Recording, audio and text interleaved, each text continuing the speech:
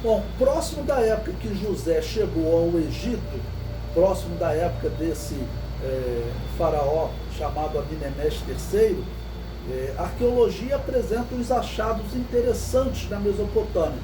Bom, eu aconselho a vocês que vocês comprem livros de arqueologia para se aprofundar. Aqui no material didático, nós temos um material, vamos dizer, de uma certa forma compacto, para nós estudarmos em um período aproximado de um mês, tá bom?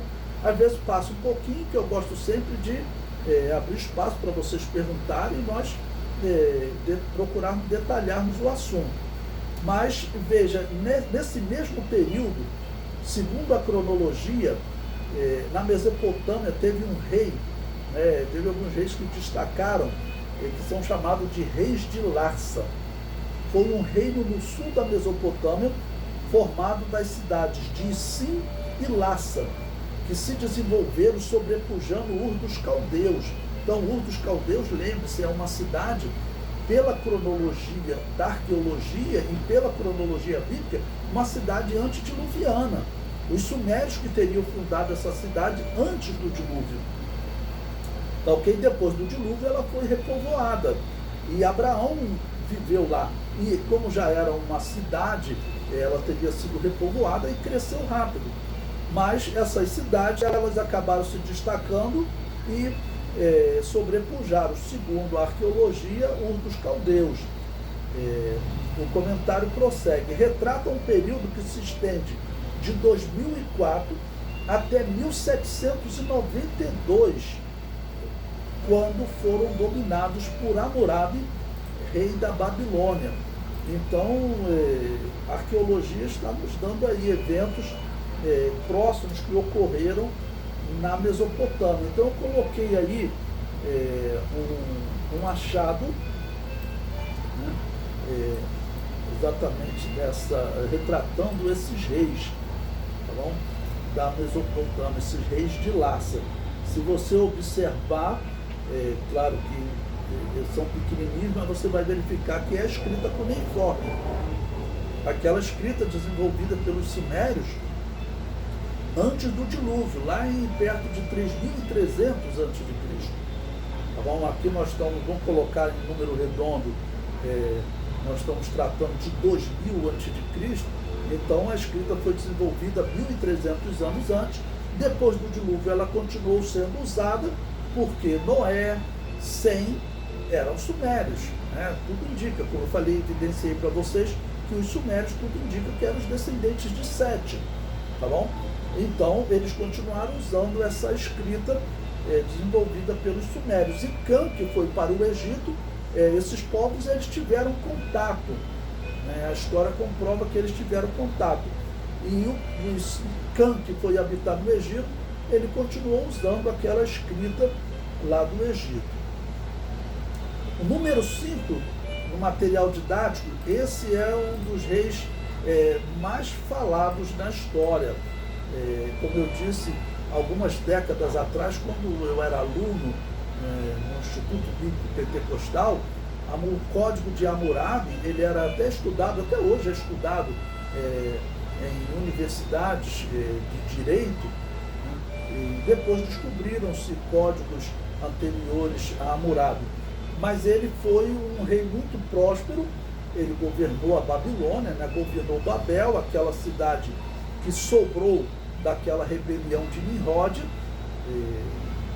Teve aquela rebelião, teve a confusão, mas era uma cidade rica, eles continuaram habitando lá, se desenvolveu e ela acabou dominando povos outras cidades daquela região.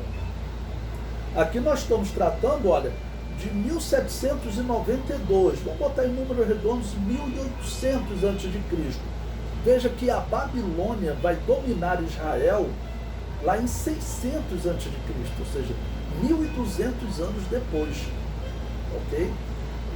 E a Bíblia está falando de uma cidade chamada Babilônia, que se destacava naquela região.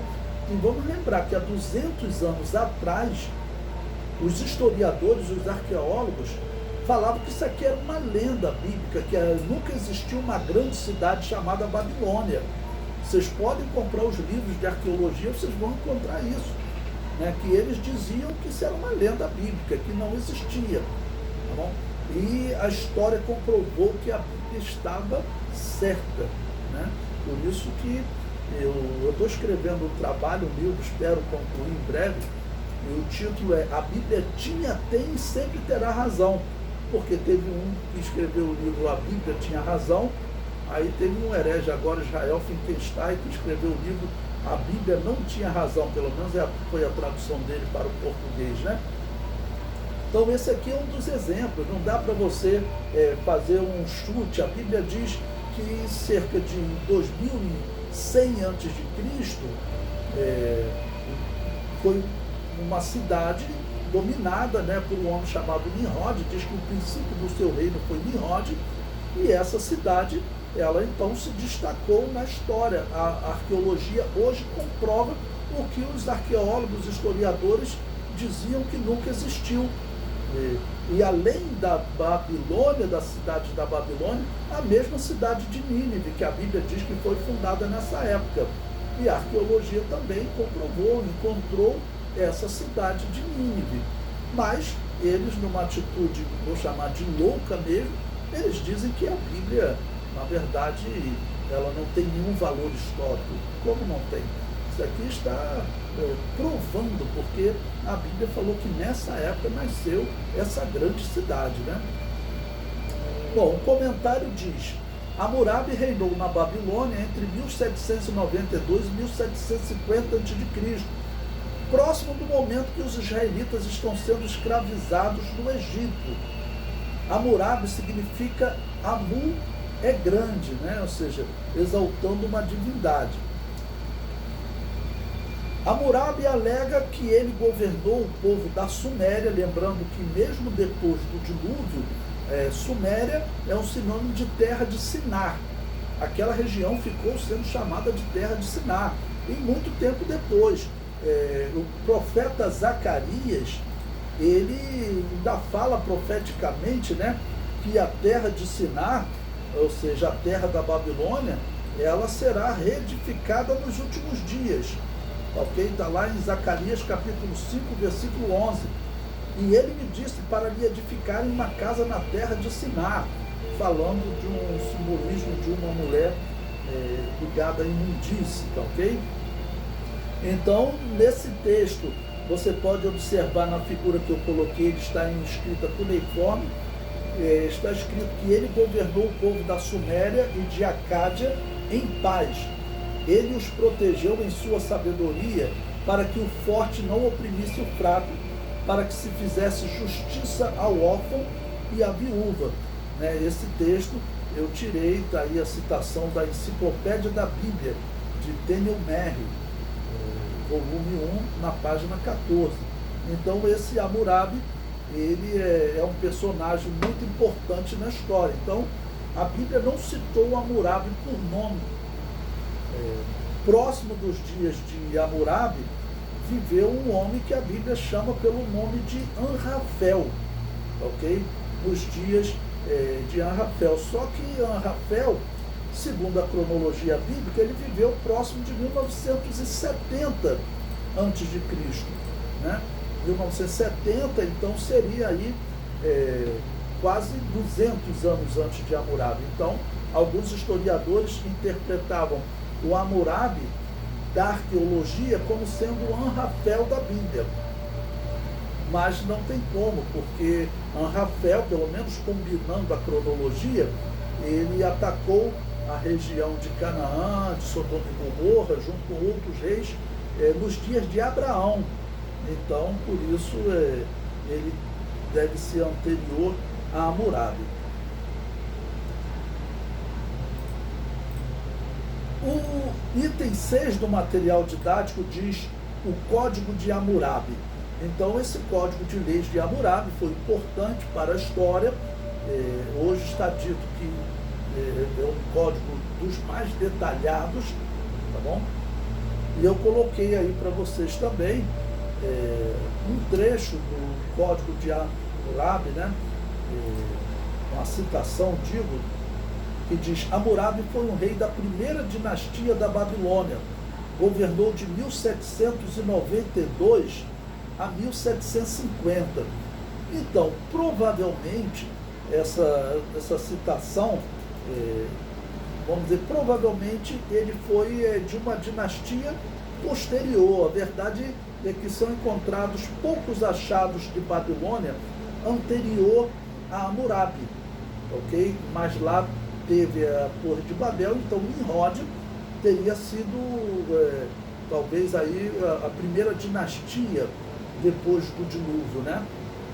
Sempre lembrando que a Bíblia não diz que Nimrod fundou Babel, a Bíblia diz que Nimrod fundou Nínive. Então alguns arqueólogos colocam uma data anterior para a existência de Babel ou Babilônia, lembrando que é o mesmo nome, né? Alguns colocam a existência de Babel como uma data bem antiga que poderia existir até antes do dilúvio, como existia Ur dos Caldeus e outras cidades, ok? Então, aqui podemos dizer uma data já assim posterior, certamente não foi a primeira dinastia, mas depois de toda aquela rebelião de Nimrod e a destruição da torre, parece que essa cidade enfraqueceu, mas agora, tratando de 1800, está tratando cerca de 300 anos depois de Nimrod. Okay? Foi um período que deve ter gerado uma confusão muito grande, mas eles conseguiram se recuperar. Bom, eu coloquei aí abaixo exatamente o achado arqueológico, onde tem o código de Hammurabi escrito em uma pedra, tá bom?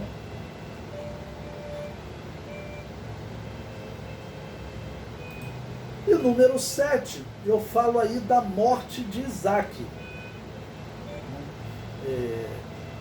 Gênesis 35, versículo 28 diz: e foram todos os dias de Isaac 180 anos.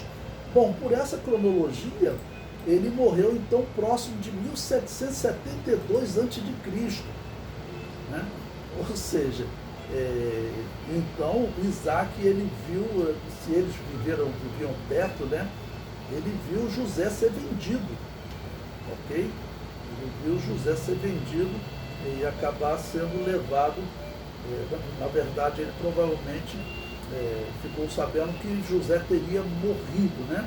Mas ele então viu esse momento na vida de José, ele teria conhecido José, ok? A Bíblia não retrata nesse momento o contato dele com Jacó, mas Jacó voltou de Padã-Arã, ele provavelmente foi perdoado por seu irmão, certamente conviveu com seu pai Isaac. E Isaac então morre em 1772 a.C.